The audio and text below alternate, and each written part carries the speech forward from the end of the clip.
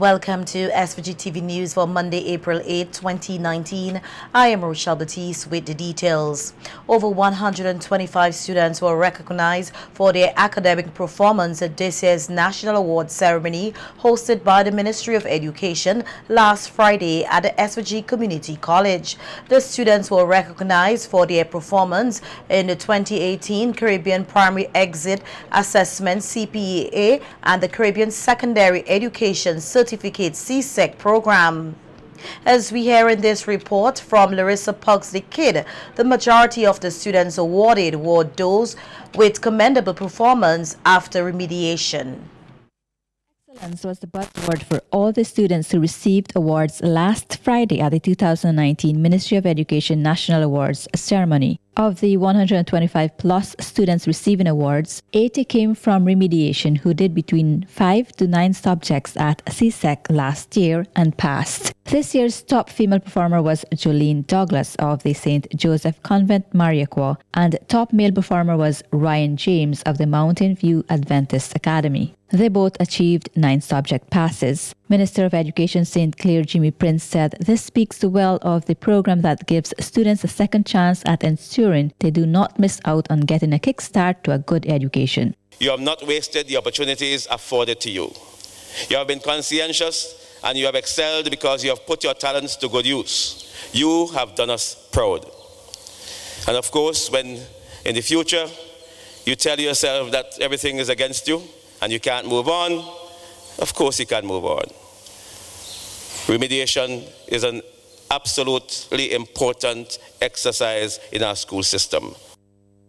Other top performing students came from secondary schools across SVG and top 10 students at the CPEA 2018. Students were also awarded for performing well in subject areas such as in humanities, science, business, home economics, information technology, and modern language. Top male performer at CSEC was Kyle De Silva of the Mountain View Adventist Academy. Top female performer was Kelsey Allen of the Girls High School. The most outstanding school in 2018 were Beckway Community High School for having the most improved results at CSEC. Barrowley Secondary School won the award for best results after remediation, while the Girls High School captured the award for best CSEC results. The Education Minister had a special message for all students across SVG.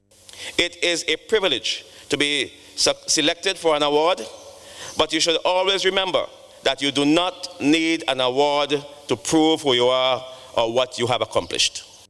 Minister Prince said his ministry will continue to work with the corporate community. Partnering with the Ministry of Education to host this year's award was telecommunication company Flow, whose country manager Wayne Hall said the company always ensures it fulfills its corporate responsibility. Student after remediation, as we said, this need is a motivational tool, so we would continue to enhance our sponsorship and support of that reward for you. While students and teachers were congratulated for a work well done, parents were also asked to continue to work with their children. All those who are listed today to receive awards, I say well done. I urge parents, teachers, well-wishers, and citizens of St. Vincent and the Grenadines to continue to support our young ones. Reporting for SVG-TV News, Larissa Pugsley-Kidd. The current situation in Venezuela will continue to create instability in the Southern Caribbean, and heads of government in the region have to find a solution to the issue rooted in dialogue. That's the position of Barbados Prime Minister Mia Mottley in her remarks at Friday's opening of the Regional Security System Council of Ministers meeting held here at the Beachcombers Hotel. Prime Minister Mottley said mass migration and issues of piracy have begun to pop up, which can create security issues for other countries in the region. We like it or not, the Southern Caribbean will be affected by instability as long as there is massive migration out of Venezuela. And therefore, our continued belief that there has to be a solution that is rooted in dialogue for the benefit of each and every one remains constant, not out of ideology, but out of the bald reality that off Grenada there are fishermen who are being picked up and held for ransom, or off Trinidad And whether we like it or not, neither side is served by an absence of capacity of people to speak to each other. I pray that our insecurity does not derive from a failure of human beings to recognize that each other, that they need to speak with each other. And I pray that we can move to deal with the other aspects of our instability that have come from, regrettably, factors beyond our control. This country's Prime Minister, Dr. Ralph Gonsalves, who continues to call for a peaceful resolution to the issues in Venezuela through dialogue, said despite the political differences, the North American countries are still valued partners to the region. He said their assistance is needed not only in the realm of security, but also in dealing with climate change and other issues. With Canada, with France, Holland, and the rest of the European Union. I think this is fundamental, and I need, as a chairman, to restate it, particularly at a time when we may have political differences or perspectives on, say, the unfolding drama in Venezuela. I think it's fundamental that I make that point so that we all are clear as to how we fashion our multiple sets of relationship and in security terms, and in fact in seeking to address the deleterious effects of climate change, which is a matter which is of existential significance to us in these islands. Canada's High Commissioner to Barbados and the Eastern Caribbean, Marie Lagarde, said Canada has a history of partnership with the region on issues relating to security and disaster response, while recognizing the political differences shared with the region on the issue of Venezuela. She gave support for continued dialogue with the South American country. Prime Minister Motley talked about the Jamaican Defense Force coming to Dominica to support, and it's another example of collaboration when we were able to airlift the Jamaican Defense Force to come to Dominica, as well as the ship we provided on the coast and other humanitarian and military assistance in a hub in Barbados. Prime Minister Gonsalves talked about the crisis in Venezuela. I don't think we cannot not talk about this crisis that is affecting our region. Although the Caribbean, as you know, Prime Minister, does not share the same perspective as Canada does, we do, on the way forward, we do agree on the need for non-military intervention and peaceful resolution to the crisis. So to that effect, we were very happy to be able to provide a bridge between CARICOM and Juan Guaido's and his representative 2 weeks ago in the dialogue that CARICOM wants to pursue. One cannot prevent natural disasters, but with adequate preparedness, many lives can be saved. This is the mindset of the National Emergency Management Organization, NEMO, as the organization prepares to take part in this year's Tradewinds exercise. SVG will host Phase 2 of the exercise in June, which will bring together regional and international law enforcement and military personnel who will take part in a series of military exercises. Speaking with the Agency for Public Information, Director of NEMO, Michelle Forbes, said the exercise creates an opportunity to test the national evacuation plan in the event of a disaster such as a volcanic eruption. And our plan clearly states that once the alert level reaches to red, then the mandatory evacuation of those areas will be given. And we are working with the communities also, that the community must have their plans, so they determine how they're going to evacuate, because we try to do the self-evacuation first, where persons actually can buddy up with the neighbor or have arrangements with other families that they can leave. Because once the evacuation order is given, unless you have the have basically authority to go into those areas, you will not be allowed. Basically, it will be evacuating out of the area.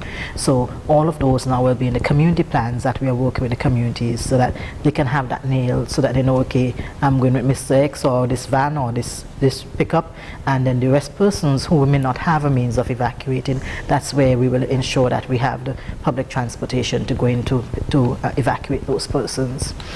Forbes said the exercise will also allow NEMO to test the evacuation of persons in high-risk communities such as Owia and Shatibele by sea. The plan also we have where the Coast Guard will evacuate via sea at Owia Fisheries Complex. Now that we have the Owia Fisheries Complex, before 1979 we didn't have it. So as part of the exercise, we actually, this is the first time we'll be testing evacuating from the Owia Fisheries Complex using the new Coast Guard boat that we have, along with another small vessel, because the bigger vessel wouldn't be able to go in to see how they'll be able to evacuate the persons via sea. And these are things that we must time also. How long it's going to take the vessel to leave from Calicut to get to Owia, how long it's going to take to move each individual, so that we can have an idea of what really the logistics and the operations that will entail in moving those persons.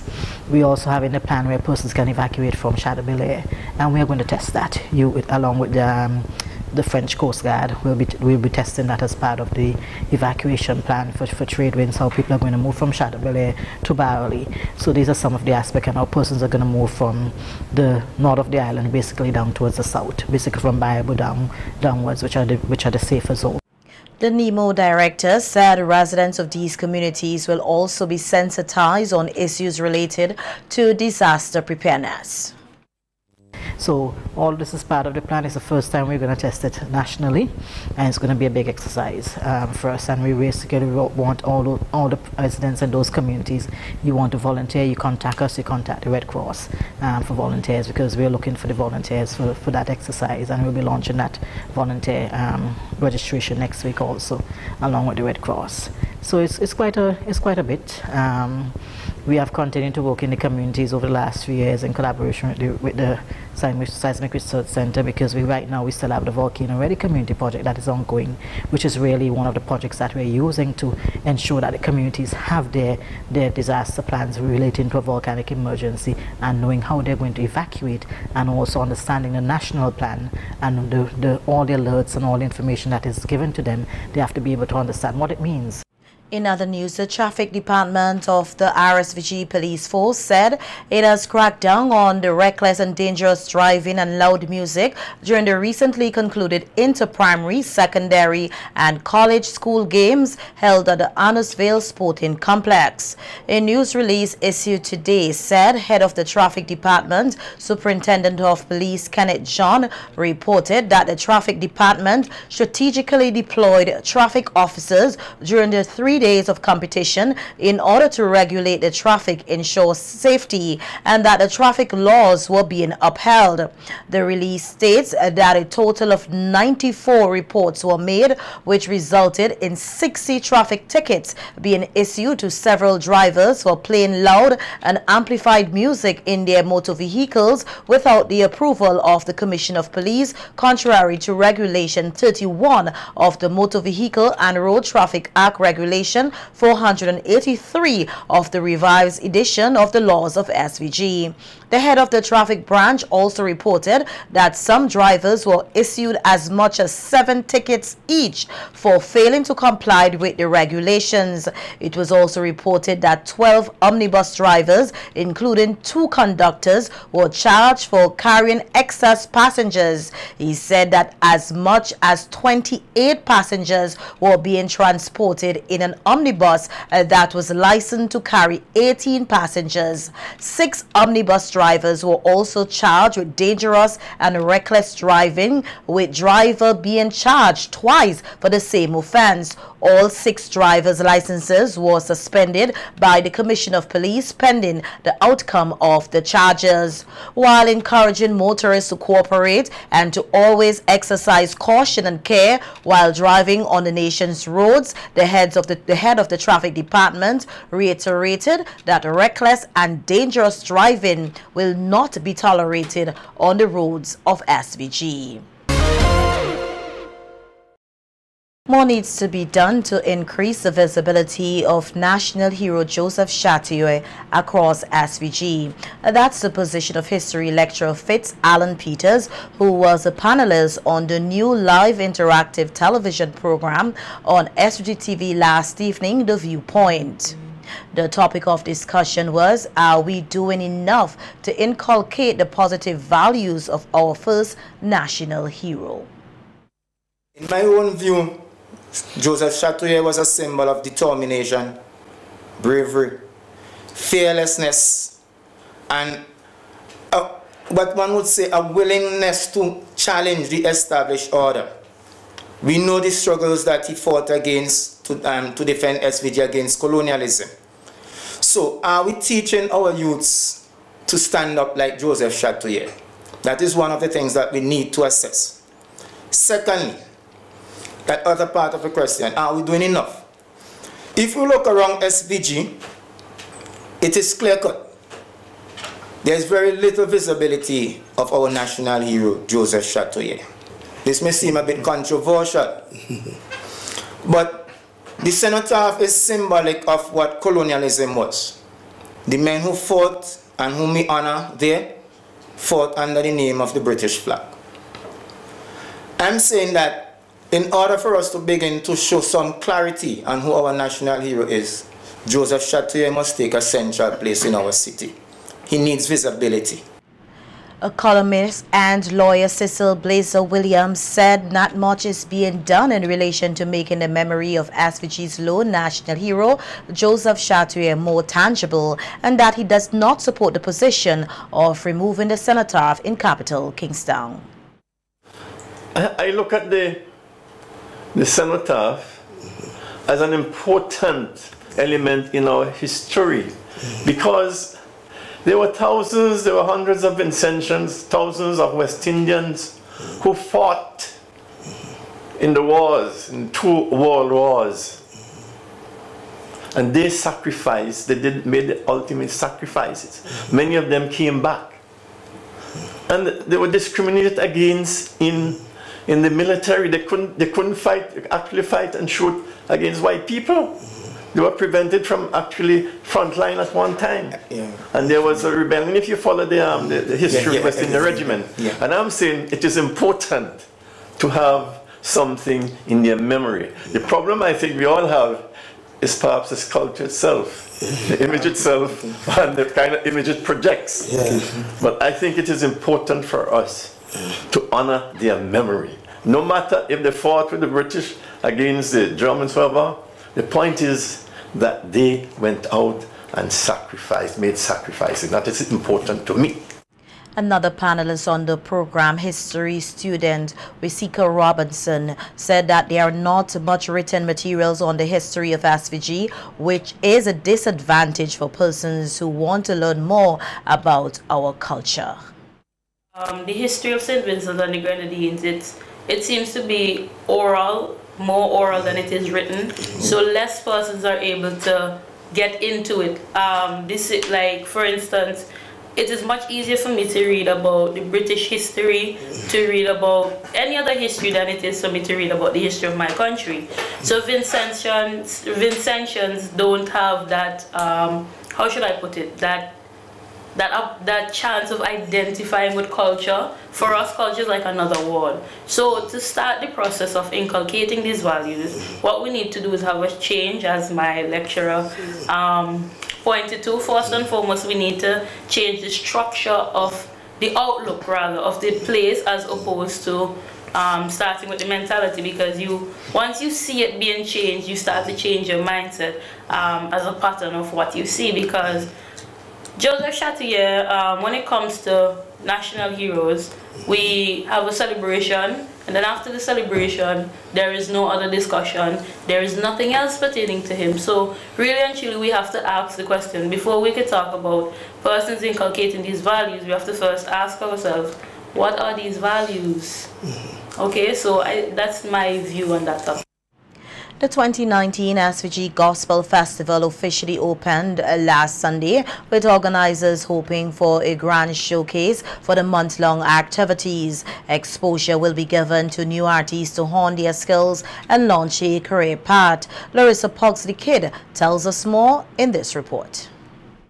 17th consecutive year for the Gospel Festival, which will climax on April 28th with a grand showcase. Speaking at the official opening of the festival at Victoria Park on Sunday, Chairman of the Gospel Fest Committee, Manson Short, said that there will be more than 10 activities in the various zones. One of the highlights, he said, will be a new song contest at Arnoldsville, and gospel artists are encouraged to grasp this opportunity to participate. For those of you who have written songs and have never published them, those of you who are songwriters and you'd like to get your song out, this is an opportunity.